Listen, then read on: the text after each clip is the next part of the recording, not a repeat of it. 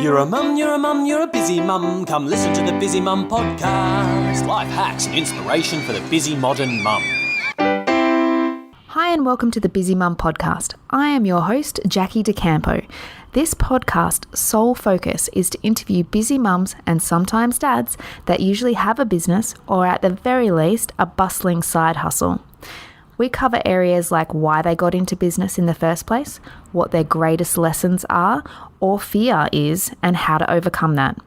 We talk all things marketing, advertising, systems, processes, cash flow, which is my favorite part, whether they have a product-based business or a service-based business, and all things related to business. And also, we talk about how they manage it with a family life as well. A little bit about me. I'm 38 years old, married to Ben DeCampo. We have 2 daughters. I am a co-founder of Milkman Grooming Co. I host this podcast and I am a mad keen gardener. If you want to share your story, please reach out, or if you're interested in sponsoring an episode, again, please reach out. My packages are very reasonable. My email is thebusymumpodcast, that's M-U-M, podcast at gmail.com. Now let's dive into this bloody fantastic episode. So Anu, welcome to the Busy Mum podcast. How are you this morning? I'm good. How are you? Yes, I've had better mornings, as I said to you a little bit before. My youngest was not cooperating, so you have those mornings and it rocks you a little bit. Then you've got to kind of shake it off, and keep going. So, and you've had some technical issues, so you overcame that? I have. I'm running in my computer's running on 15% battery, but I'm holding my phone up, so I'll be okay. It'll be all good. We'll survive. We will get this interview done. We'll nail it. Yes. We'll nail it. Yes. Okay, absolutely. So just define yourself and explain what you do in business and a little bit more about you. I would define myself. I don't identify with being called a good woman. I like being identified as human because I feel like we take women and the segregation too far. So I always say I'm a kind human. I'm honest. Yeah. I'm always honest, and it doesn't come off very well at times. It comes off as rude sometimes, but if you ask me for an opinion, I will give you honesty. But if you don't ask me, I won't say anything. And I think later and I jump in and do things first. Mm-hmm. And that's just the kind of human I am. I'll just say yes to things and I'll jump in and I'll figure it out, or I won't. But then you apologize. Give it a try. And then I'll happily apologize. But yeah, I'm always the one to just jump in and just try it out. Never say no. Yeah, and that's pretty much the kind of person I am. Well, I think it's a good kind of person to be, especially in business and especially at the beginning. I'm not too sure. How old is your business? It's a year and a half. Yeah. I started towards the end of 2017. And it's Bidiliia and it's jewellery. Yes. And just explain to me why you decided to do this. What were you doing before this? I used to work for Australian designers. The last full-time job was Leona Edmiston, and I used to design accessories for Leona. Mm-hmm. And after that, I was freelancing for a milliner to the stars. Her name's Nerida Winter, and I was freelancing for her for a very long time. Yep. But then I had my daughter, and I felt quite sick. Mm-hmm. And I design just kind of kept me alive. And the thing that I noticed working for other people was that their markups were unreasonable and they weren't making quality accessible to other people. Yeah. So why I did jewelry was because when I was sick, the only thing that really fit was jewelry, and it kind of made me happy. And so I did what made me happy. When you're sick, anything that brings you joy is a good thing, I think. And I decided to design my own because I have a design background, and I basically started Bidiliia out of spite because I wanted to prove that you could design elegant, nice jewelry and deliver quality, and still have it affordable, still keep it affordable. And it's against every single business model that's set up. it doesn't involve your 500% markup or 1,000% markup, because that makes quality unaffordable. And then we fall into the same cycle of fast fashion and destructiveness and all of that. But we don't realize that by actually making quality affordable, we kind of drop the cycle. And this is my way of just dropping the cycle and say, hey, you can do it. It's that you choose not to do it. You're choosing to mark up so that people can't afford quality, and they fall back into buying the $5 T-shirts at H&M or, or clearance at Zara. And there's nothing wrong with that as long as you're treating that properly. But yeah, I started because of spite. I wanted to prove that you can make quality affordable. Well, and yeah, you can. You just got to, the thing is, you got to still, because you're in business, you just got to make sure that you're still making a profit and being able to support yourself. I still have a profit first model. So I set up with a few things. I set up to ensure that it involves longevity, that it's a sustainable business model, that I can wholesale and still make money on those pieces. And as I said, profit first. So I'll put my profit aside first and make sure that my suppliers are getting paid whatever they ask for. So it's built to be a stable business model. It's just, I think the only thing it can't survive is if I were to set up a full-fledged shop in Westfield, I don't think I can survive that because I can't survive those rents. But then those models are on their way out anyway. So there's no point towing that line. What do you think's going to happen to those Westfields if they just keep upping the rent? Do you reckon it's just the big boys that are going to keep playing that game? Or? It will be just the big boys, because you walk into any Westfield now, it's like, I go to the one in the city most times, and it is the big brands. It's only the high quality brands, and even those people, they sell when it's stock take time. So come stock take time, you'll have a queue outside of like Louis Vuitton or Fendi or you name it, and there'll be a line outside the place. And that's when they're actually rolling the money in. And that's how they can afford these big stores. And that's why even bigger brands like Maya and David Jones have to cull back and shut down stores because the cost of real estate isn't feasible. But then it's a huge cycle. Yeah, but they need those businesses in there to pay those rents. So, like, they should really look at their business model and say, if you've got all these businesses shutting up shop, they're going to have no clientele because the smaller people won't be able to afford them. And, like, one day those big businesses are going to wake up and go, you know what, let's all just put it online.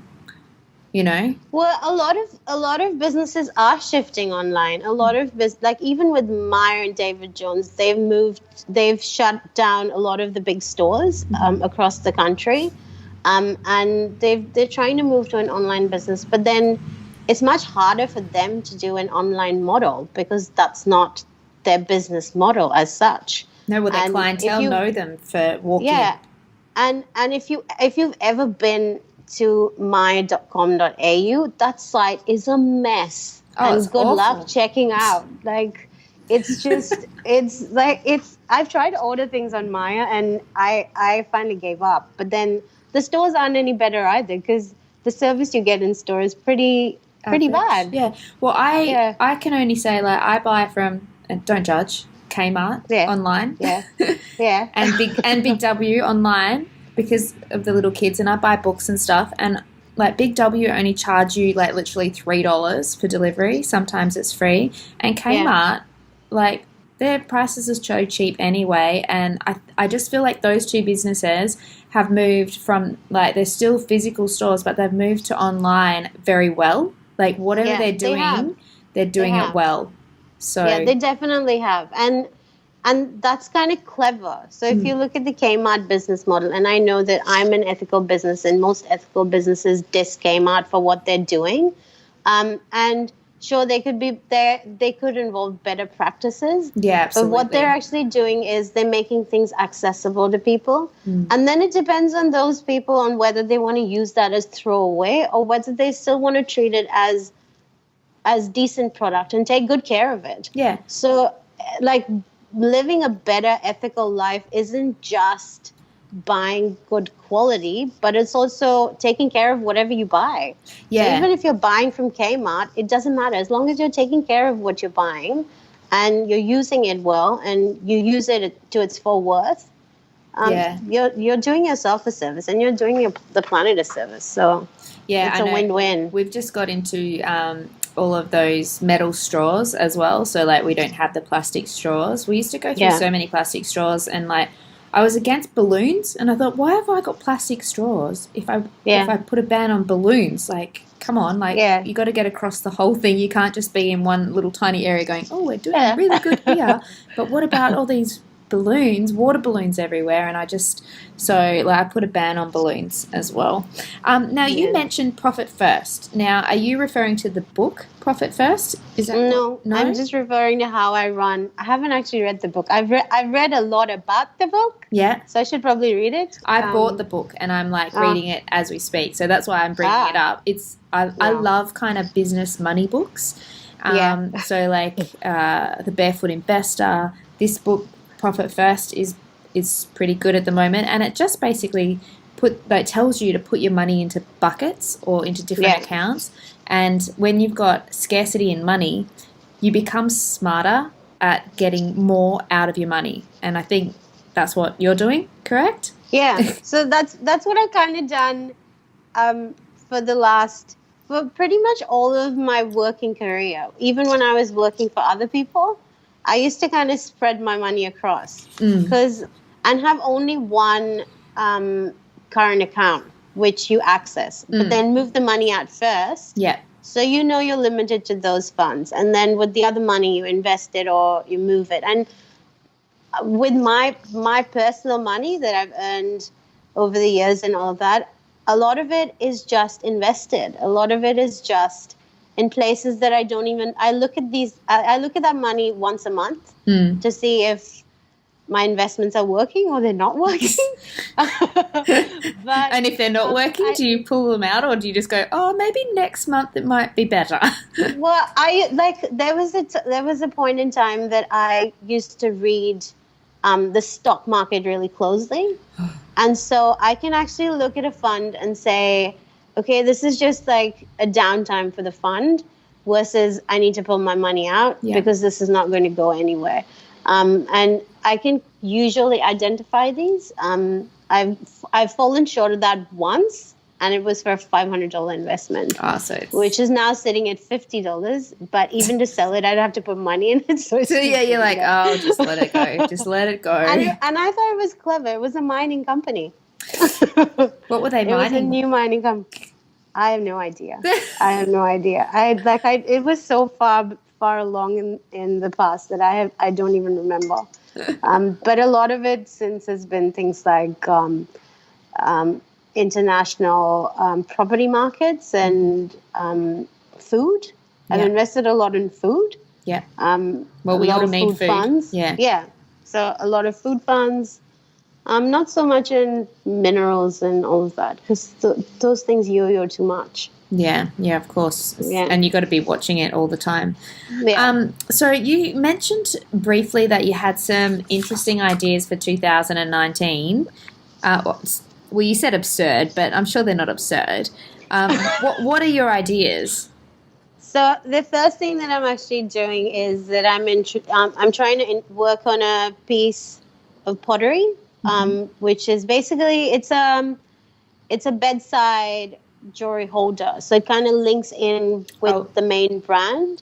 But what we don't actually, so usually when you take your jewelry off at night, and I hope you do, you just kind of leave it on the table. I don't. I sleep in my jewelry. Oh, my mom does that, and I hate it. And you should stop, because she has like the holes the size of a black hole. Like it's just terrible. And it's mostly because she's been sleeping with her jewelry on.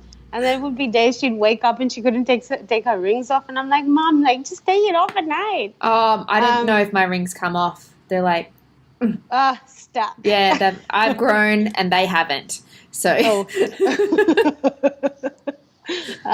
yeah. So, but the idea is that you make it easy for for people to take off the jewelry and just leave it on the bedside instead of trying to find a place for it or having a bigger box in which you keep all like. So for me also, I have a place where I've been a jewelry hoarder for a very long time. Don't judge me. But I have a place where I keep jewelry. Yeah. And then on my bedside, I have a mock-up of the potential design that I'm going to release. So it has like a little ring holder, and then it has a place where you can like hook your earrings in. Okay. And so it's kind of just neat, and it's on your side table. So it's just a small thing. Okay. But yeah, so I'm trying to move into like pottery. Okay. Like move sideways. Well, yeah, like you could sell it as a combo type of thing as well. So like you're not only selling your jewelry, you're selling like the holders with it. Yeah. Which is really good. And I think I'm also, so this I'm going to do pretty soon. And then I'm also releasing silicone backings for earrings. Okay. Which I've looked at a lot of places, but I've finalized this place in Korea, and they get them manufactured in Japan, but I couldn't find the manufacturer, so it's coming to Australia via Korea. Oh, God, you got to love business, really don't you? But they're really good. It's very hard to find good quality, and it's very hard to find proper silicone backings. A lot of them are just plastic. Yeah. And why the silicone backings rather than the metal? So my mum has this problem that a lot of the earring backings, they don't stay. And silicone kind of just holds it all in place together. Okay. And also it's especially good for people with slightly big ear holes. The other thing is that even if you're wearing like little hook earrings, they tend to fall out. But if you have the little backing at the back, they won't actually fall out. Oh, okay, cool. And a question that I haven't written down in the agenda, but I want to talk to you about marketing. I did notice in the quick questions you said one website that you did find value was Seth Godin's blog. And we all know Seth Godin. Well, hopefully everyone knows Seth Godin. He's like the marketing king of the world. With your pieces, how are you marketing them? Like, how are you getting them out there into like the hands of the people that love your stuff? So when I started, I had no idea. Like, I should have probably opened shop 6 months after I did, because it took me 6 months to figure out like the A of marketing. And I'm probably sitting at C right now. And I'm still trying to figure it out. But I think I kind of figured on early on that I didn't want to blow money on advertising, but I wanted to work on the back end. So I jumped in, fixed the SEO for my website. Mm-hmm. So I did Kate Toon's big SEO recipe for SEO success course, the big course towards the end of the year last year. And I've just been trying to place myself methodically. So I figured that it's better to fix your website so that you can be found on Google instead of spending the money on Google AdWords, which, as we all know, is a money game. And yeah, I mean, I was sitting at 2% when I started, and I'm up to 15% in organic search right now with like the 10% change that I've made. So I'm really hopeful on figuring out the SEO bit. The other thing I'm trying to work on is marketing through PR. So I've done a couple of collaborations this year. One of them is out. The next one is coming out, I think, in the next 3 or 4 days. Mm-hmm. We're still trying to figure out the date and the time, but it's within the next week. And so I'm just trying to collaborate more, but it took me a really long time to find the right people to collaborate with, even if it was influencers. I didn't want to go to an influencer just because they had the numbers. I wanted to go to an influencer which kind of spoke my language, whoever spoke my language. It didn't matter how big or small they were. Yeah. It's just that what they did kind of mattered. And I think that's kind of what I've learned from reading and listening to Seth, that you kind of have to do you kind of had to find your own way and then get really good at it. And it took me a really long time to find my way. I'm still like kind of finding my way, but I kind of know all the things I don't want. I kind of know all the things I don't want to do. I kind of know all the things I don't want the brand to be associated with. And I think that's a really good start, because when you first start, you want to do everything and you want to be everywhere and you want everybody to be your friend and you want everybody to buy from you. But everybody's not going to do that. Yeah, you want to say yes.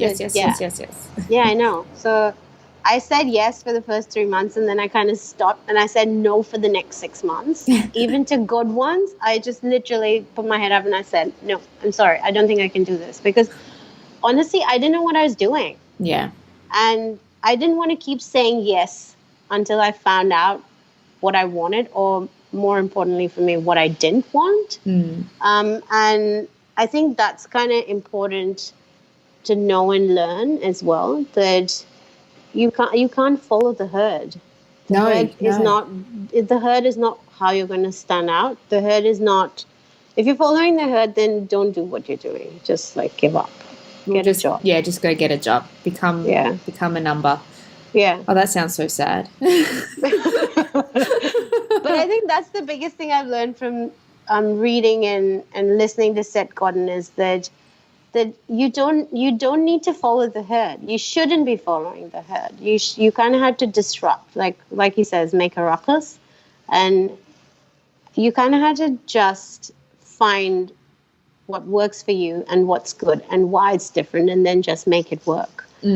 So it took a long time for me to figure that out. I think it's still, like, we've been in business now, we're going into year 5 with Milkman, which is a men's grooming company.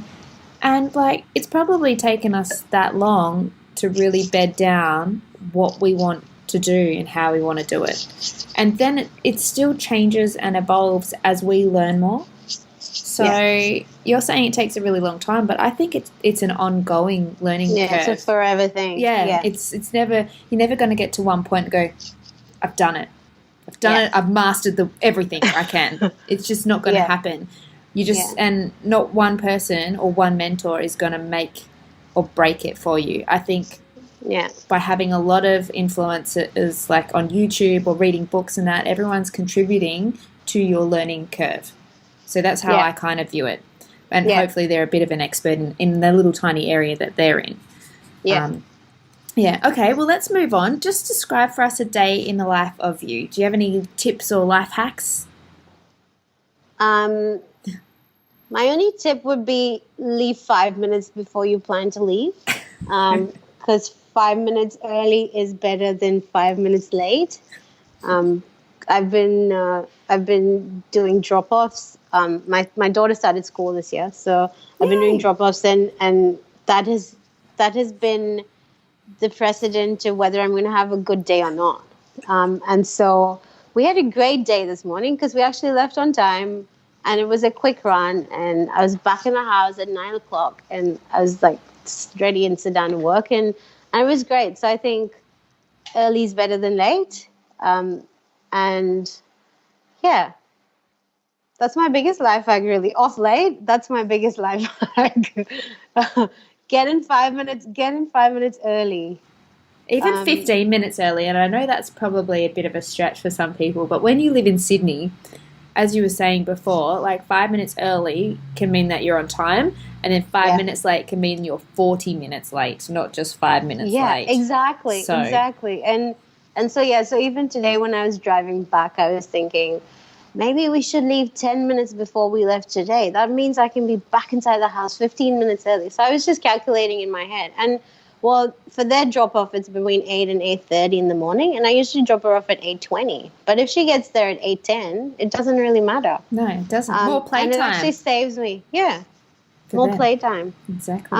But and otherwise, usually my life hack, especially with my daughter, is that if I focus on her when I start, like if we're in this discussion on what should we do, and I really need to work, and I give her 15 minutes for fully focused time, she's then going to let me do what I need to do after 15 minutes, and she'll be happy to play on her own. Yeah. But I think a lot of the times we try and skirt the kids. Yes. And we try and say, hey, you know what? I just need to work.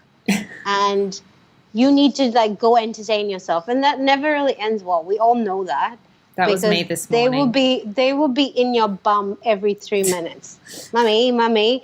And it just never ends. But the biggest thing that's worked for me ever since she's been able to walk and talk is literally that you focus on her for 15, 20 minutes, and then she will let you do whatever you want to do because you've already given her that time.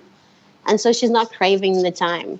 Oh, look, I wish that would work every time, though, because, like, this morning when I gave my daughter more than 15 minutes. Like, I read her a story, I braided her hair, I gave her my Fitbit to wear to school, and she still would not do anything. So I took the Fitbit off her, and I was like, you can't, this is a reward for being good. And right now, you're screaming and crying and carrying on. So, like, that reward goes. I'm sorry, but that's just the way it is.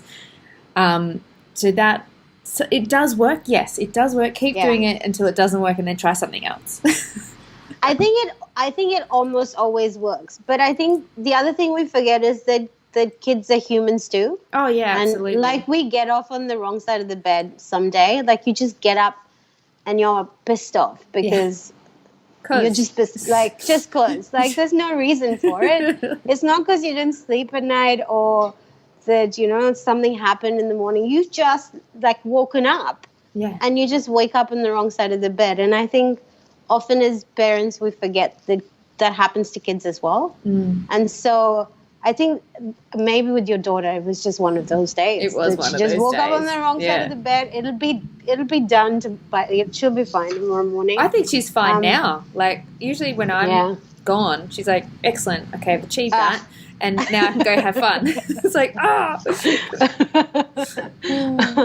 yeah, but I think, I do think that we need to, especially as parents, and this is not just a mum thing, this is a parent thing, that if you focus on your kids, they won't crave your attention, and they'll be in your ass less.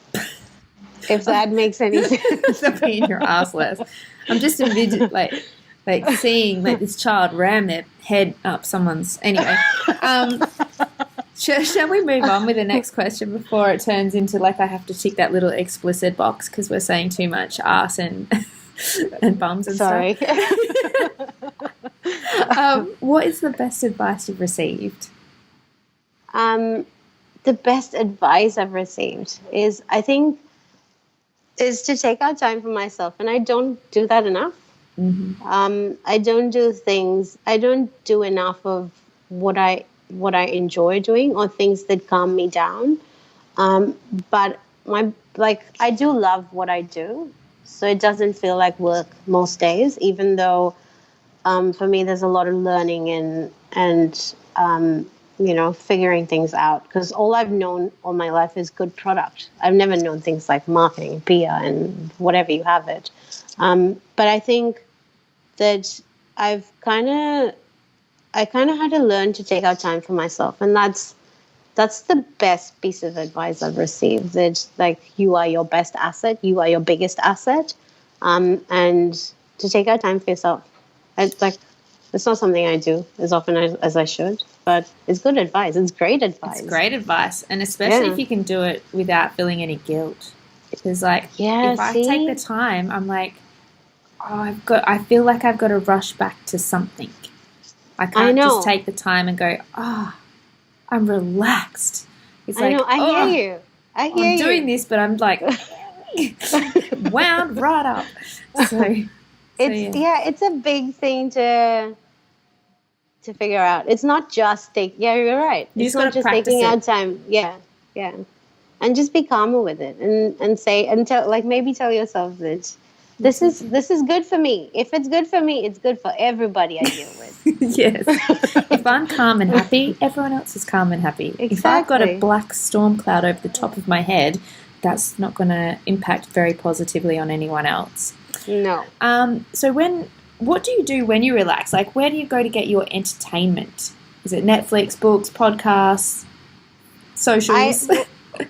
I know. I think owning a business kills social for you.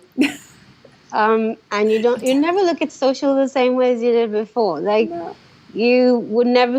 I've stopped scrolling through my Facebook feed because it's just business stuff, and it's just changed social perspective. So social isn't where anyone can get any joy. But I would, well, of late we've started doing movie nights.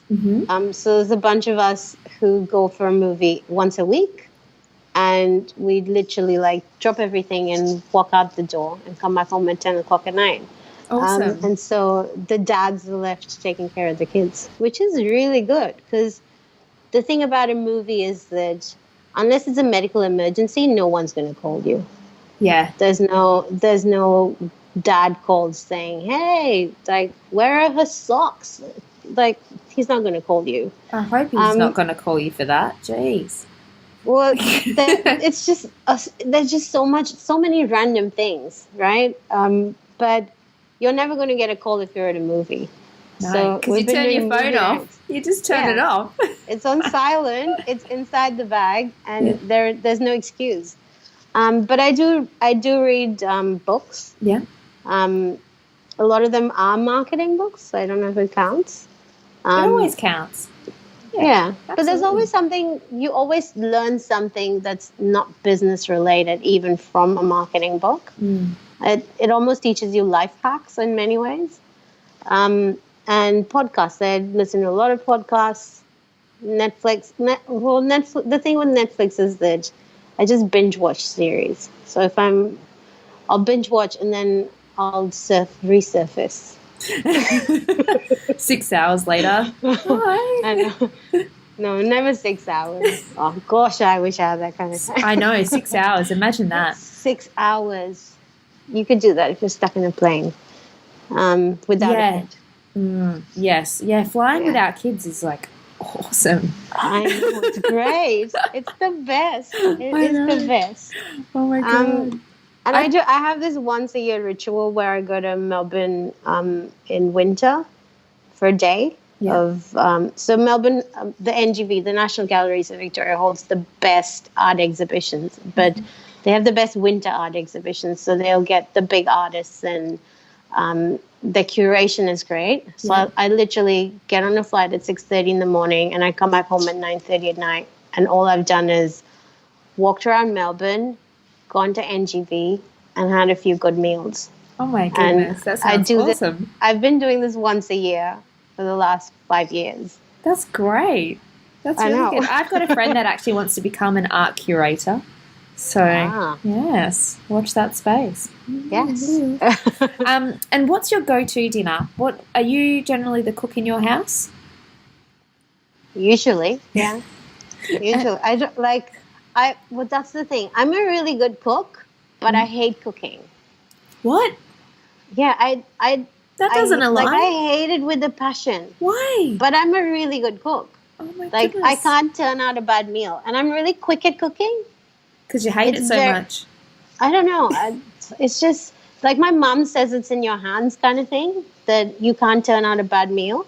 Oh. But I'll be like 10 minutes and I'll have a soup ready, which is like full of vegetables and chicken. And I'm really good at hacking meals. Yeah. Like I'll have a freezer full of, I don't know, shredded chicken in like, I call it a library. I have a library in my freezer. Yeah. And I'll pull things out and just put things together in a pan. And it usually takes me about 15 to 20 minutes. Yeah. But yeah, I'm a really good cook, but I hate cooking. But my daughter loves broccoli. We love broccoli as a family. And so my go-to is always broccoli and pasta. Because I know everyone's going to be happy. Super healthy. My goodness. I haven't had broccoli in such a long time. I was reading your answers last night. And then I looked up, because I love gardening, and I was like, what can I grow in the winter? And my friend said, oh, not much, just like parsley and that. So I looked it up, and apparently you can grow broccoli, cauliflower, and peas. So then I went on to eBay, and I bought all these things, which had this authenticity tick, because I wanted it from like the right areas. So I've ordered that, and I can't wait for it to arrive so I can plant it. Isn't that bizarre? Just from reading your answer, I was like, oh. That's amazing. So, yeah. You'll be eating broccoli in about 4 months. Yeah, I know. I actually don't know how long it takes to grow. I have a black thumb. No, you don't. I kill everything I've ever tried to grow. Oh, my goodness. No, you just have to learn. I'm just horrible. You just have to learn. I've tried to learn. Oh, my goodness. I did like gardening classes, and many years ago I used to have a cleaning lady who was a very avid gardener, and she was excellent at it. Yeah. So all the time that she was with me, I had a thriving balcony garden. Yeah. And then she left, and it just kind of like went away. She left me with tips. She told me what to do. And I did them exactly the way I set out like reminders to do them, but yeah, killed it. So, apart from improving your gardening skills, what's one other area in your life you would like to improve? I would like to improve self-care. I'd like to swim more. I love swimming. I find that it's not only just good exercise, but also I find swimming meditative. Yeah, okay. Because the sound of the water just kind of kills everything. It kills out all the outside noise for me. Yeah. But yeah, I think self-care, like just swimming more and like, I don't know, getting a manicure. I haven't had a manicure in I don't know how many years. I know, same. I do my own. It's just, it's not the same. I have friends who get manicures done every 3 weeks, and they have 2 kids each.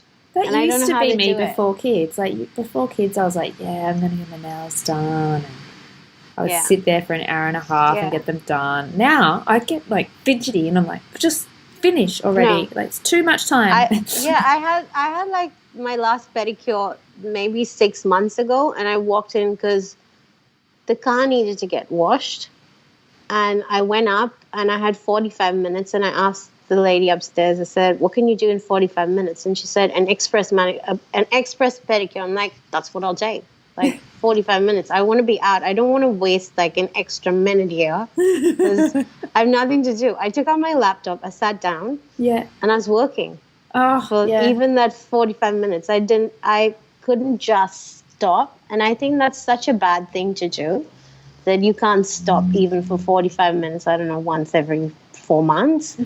And it just speaks really poorly as to how poor I am at self-care. Well, I think horrible. You just got to do something every day, just a little thing every day for you, and then build it up that way. Yeah, I'm going to try. Yeah. Any tips? I'm any tips welcome, because I'm 5 minutes every day.